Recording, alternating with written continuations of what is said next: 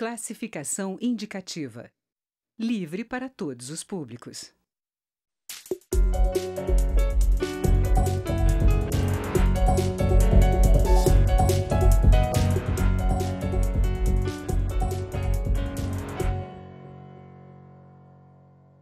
As escolas e as faculdades foram fechadas por conta da pandemia da coronavírus. E uma medida provisória foi até editada para poder liberar essas instituições de cumprir os dias letivos que são exigidos para cada ano. Eu converso nesta edição do Câmara Debate com dois parlamentares que integram a comissão externa do Ministério da Educação, deputada Maria do Rosário, do PT do Rio Grande do Sul, e deputado Átila Lira, do PP do Piauí. Bem-vindos, deputados. Obrigada, Regina. Boa tarde ao Átila e a você. Boa tarde, grande Rosário. É muito bom, Regina, gente. Obrigada. É bom a gente poder conversar com os senhores que são dessas áreas, da área da educação. Eu queria que os dois respondessem sobre o que pode ser feito para que os alunos não sejam prejudicados neste ano, ou seja, a qualidade do ensino não seja prejudicada. Deputada Maria do Rosário, por favor. Regina, este ano ele já está completamente diferenciado. Em tudo é possível tirar-se um aprendizado. A pedagogia, ela nos ensina, inclusive, a vivenciar esses momentos de uma forma criadora, criativa. A grande dificuldade que nós temos é que não por opção, mas por obrigação, diante da pandemia, nós tivemos que fazer o isolamento. É um isolamento preventivo ao agravamento de uma situação que pode levar pessoas, milhares de pessoas, à morte. Nós torcemos que não, torcemos que o isolamento nos traga aquilo que é necessário, que é atrasarmos a pandemia e prepararmos o sistema de saúde para um melhor atendimento. Agora, as crianças e jovens, elas já estão perdendo, de um modo geral. O que nós poderíamos estar fazendo e que não estamos é justamente orientando e verificando que medidas podem ser tomadas, mesmo num momento como este, a partir das escolas, a partir do papel dos educadores, das bibliotecas escolares, assim como fizemos com a merenda escolar, que rapidamente a Câmara dos Deputados aprovou uma matéria que permite que aquilo que é da escola vá para a casa das crianças. No caso, o que estava na dispensa das escolas, a própria merenda escolar, para que não estrague, há recursos pedagógicos que talvez nesse momento pudessem ser emprestados, alocados, mas nós vamos ter que pensar em uma boa fase de retomada, quando for possível, do período letivo, com orientação pedagógica e apoio aos educadores e educadoras para buscarmos aquilo que, em termos de conteúdos escolares, não conseguiu ser trabalhado no atual momento. Deputado Átila Lira, o que o senhor acha dessa medida provisória? Não, essa medida provisória, ela vem regular o inevitável, que foi justamente essa questão dessa crise sanitária que ataca logo as escolas, crianças e adultos. Isso tinha que ser feito mesmo, tirar as crianças e os adultos. E essa regulação, ela quer compensar a carga horária de alguma forma, quer estabelecer alguns parâmetros de recuperação do ano que são difíceis ainda de serem estabelecidos. O que eu noto é que as escolas de educação básica, vamos separar. A Rosário falou certo, isso aí era necessário, não tem como evitar o distanciamento social, ele é imprescindível, principalmente crianças. As escolas de educação básica, a coisa não está sendo bem conduzida. As escolas particulares, elas estão trabalhando num regime, às vezes, virtual e com tarefas em casa. Eu não vi ainda o que as escolas públicas estão fazendo, as escolas de educação básica, ou seja, o ensino fundamental e o médio. Com relação ao ensino superior, o Ministério regulou também que essa compensação de anos, de período não cursado, poderia ser feito também com ensino virtual. É outro problema. Essa estrutura de ensino virtual no país, ela é uma ficção, ela só existe em escolas de elite, ela só existe nas grandes cidades do país e, portanto, de maneira geral, a maioria da população vai ficar excluída.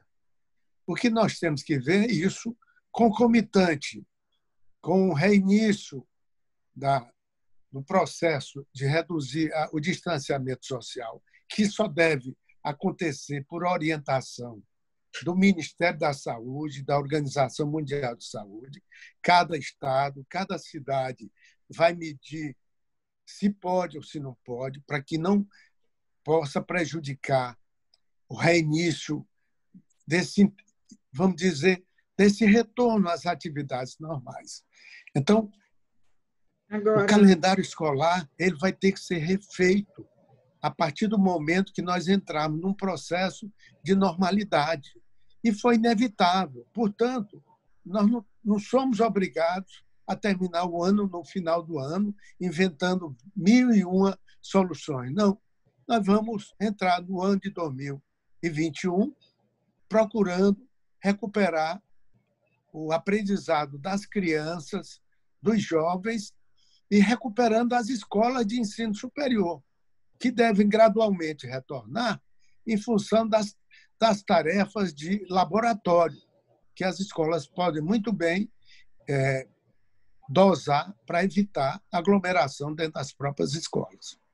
Agora, deputada Maria do Rosário, a senhora também tem uma proposta semelhante a essa medida provisória. Eu queria que a senhora falasse como é que está a tramitação, se dá para ser votada da mesma forma que a medida provisória. A medida provisória, na medida que ela ingressa com esse reordenamento, ela precede, não apenas pelos prazos, mas ela acaba tendo efeito imediato, não é? Quando o governo assina uma medida provisória, ela já entra em vigor. Então, sem dúvida que a matéria que nós estávamos procurando regrar, eu estou tratando com emendas para colocar dentro da proposta da 934. Agora, o governo poderia ir além. Nós, na Câmara, e o projeto que eu apresentei, ele tratava do tema merenda escolar, da possibilidade de distribuição, que acabou sendo uma face aprovada no projeto da deputada Dorinha, e trata, o projeto que eu apresentei, da reorganização do calendário escolar, autorizando que não seja medido pelos 200 dias letivos, mas consideradas as 800 horas que são previstas também na LDB. No entanto, isto é o limite da atuação parlamentar, porque para nós parlamentares, nós não temos como lidar com uma destinação orçamentária com a mesma liberdade que quando o governo produz, quando o Poder Executivo produz um projeto de lei ou uma medida provisória. O governo perde uma grande oportunidade. O governo perde a oportunidade de dizer como vai fazer, que diálogo vai abrir com a sociedade. O Brasil tem, não apenas nas universidades, nos cursos de pedagogia, nas licenciaturas de um modo geral, mas o Brasil tem pedagogos, especialistas em educação, educadores e educadoras nas redes públicas e privadas que podem contribuir enormemente com o governo para pensar o que o deputado Átila aqui muito bem colocou, que a recuperação da aprendizagem não é uma simples recuperação de calendário, do tempo. O tempo é fundamental. Mas nós estamos falando aqui de aprendizagem. E estamos tendo uma aula prática para nós, como deputados e deputadas, e para pais, famílias e tudo mais, de que essa ideia de homeschooling não é uma coisa a ser tão valorizada no sentido, ela não dá certo quando nós temos uma sociedade, um país, no qual 58% dos domicílios não possuem acesso a recursos tecnológicos, por exemplo, para a educação à distância. Então, o deputado Átila diz com toda a propriedade, há aqui uma desigualdade no acesso a recursos, no acesso pedagógico. Não se trata só de ter um computador e um telefone, se trata de ter condições de acesso à internet, a uma rede, a banda larga, com capacidade para receber os conteúdos. Isso não existe nos domicílios brasileiros, onde as crianças muitas vezes estão sendo privadas, é triste referir, mas até mesmo do alimento, porque não estão indo à escola e precisam aquilo que é mais básico. Mas, além disso, quando nós falamos nesse tipo de substituição, portanto, não é automática. Não dá para substituir a aprendizagem que é feita entre colegas, com um professor, uma professora, por um procedimento somente por ensino à distância. Isso para qualquer camada social, ainda mais para os setores menos aquinhoados da sociedade, que não têm acesso a recursos tecnológicos e a utilização desses recursos como determinados outros setores o têm. Agora, deputado Átila Lira, o senhor que já foi também secretário de Educação no seu estado, não acha que o Congresso poderia propor algumas formas de recuperação, assim como essas sugestões que o senhor começou a dar, para que esse período, esses dias letivos que foram perdidos agora, né, não prejudiquem ainda mais, principalmente nas escolas públicas? As escolas públicas estão mais penalizadas. Nós vamos aproveitar, não é, Rosário? Aproveitar essa medida provisória e transformar, em vez de uma normativa de calendário escolar, de carga horária, criar um plano de reconstrução da educação depois desse desastre que nós estamos enfrentando, que é essa crise sanitária, junto com a crise econômica que vai abalar, sobretudo, as regiões mais pobres do Brasil. Então, tem que cuidar, por exemplo, escola básica, nós temos que motivar novamente as escolas públicas a reiniciar o período letivo com motivação, com o objetivo de melhorar a vida de todo mundo. E no ensino superior, essa história aliás, a educação básica com ensino à distância está provado que não dá certo, só para as escolas de elite, porque o pai, a família, tem condições de estruturar a escola da criança. Mas isso é temporariamente, não dá certo.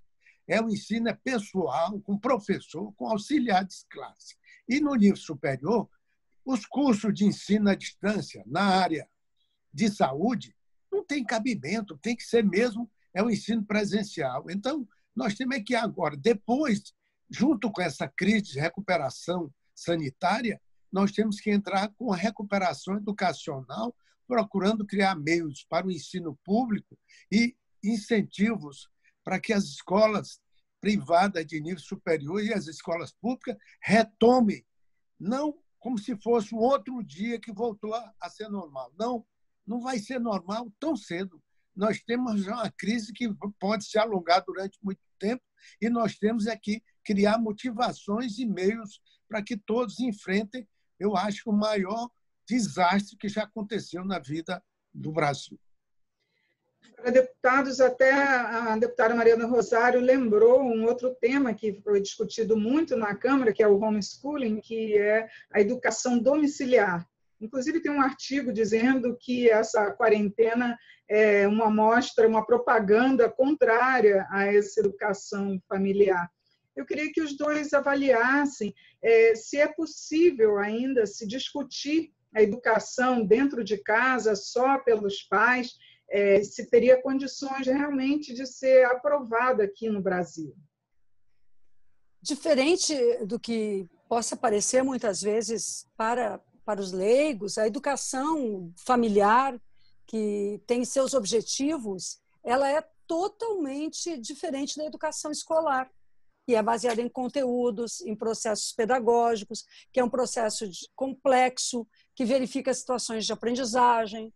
A minha formação na área de pedagogia me deu a oportunidade de conhecer, por exemplo, como é que os processos de alfabetização ocorrem, como as crianças adquirem o conhecimento, o letramento, os conhecimentos matemáticos, os conhecimentos da história, não apenas a memorização. A educação é diferente de preencher tabelas, fazer exercícios, e ela é muito, sem dúvida, dialógica, porque quando nós estamos em convivência, e nós não podemos, mesmo isolados, perder isso, que é o essencial da condição humana, nós aprendemos muito uns com os outros. Não apenas com quem orienta e organiza a aprendizagem, que é o educador e a educadora, mas na relação entre as crianças, entre os jovens.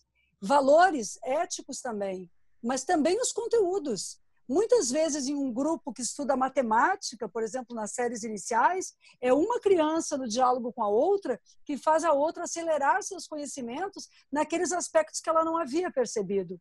Então, eu sempre fui uma pessoa muito crítica a essa ideia de que o ambiente da casa se basta para tudo.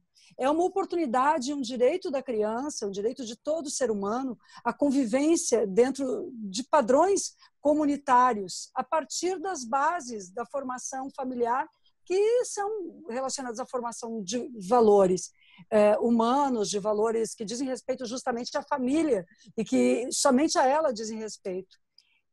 Eu creio que esse momento é, sim, Regina, um momento de testagem do que pode dar certo ou pode não dar. Mas eu quero destacar no pronunciamento do meu colega Átila Lira de que nós devemos ver este momento e a retomada como não um dia depois dessa imensa crise, um dia a mais, mas como uma mudança em paradigmas educacionais. E o Ministério da Educação, os gestores da educação deverão ser muito dedicados a ouvir os educadores e educadoras do Brasil, porque as soluções não estão nos gabinetes, elas estão nas salas de aula e na experiência que os educadores e educadoras têm.